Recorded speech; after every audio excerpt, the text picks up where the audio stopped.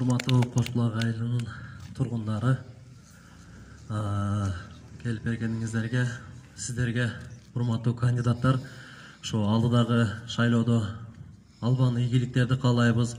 Эч күмөнүңүздөр болбосун. Ошо Кошбулак айылы сиздерди шайлап беребиз. Сөзсүз.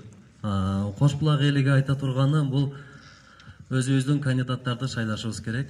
Мамлекет атайын ушул региондордон талапкерлерди алып аткандан кийин ушу биздин региондун элинин үнү через ушул кандидаттар аркылуу жетет. Эгер биз башка жактын кандидаттарын колдоп берчү болсок, биздин үнүбүз эч жакка жетпей калат. Бул эжелердин, Назгүл эженин приоритеттүү маселеси бар экен. Мына шахтерлорубуз, мына Сүлүктүү шаарынын дээрлик бир 50-60% шахтер болуп эсептелет чындыгында.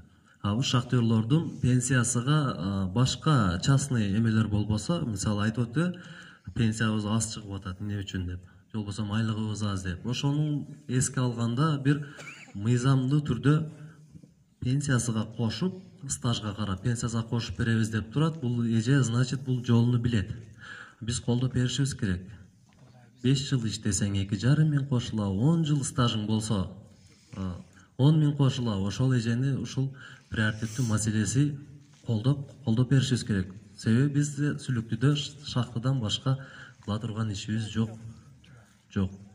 Сагынбек аба болсо бул көрүнүп турат, мыйзамды даана так билген адам.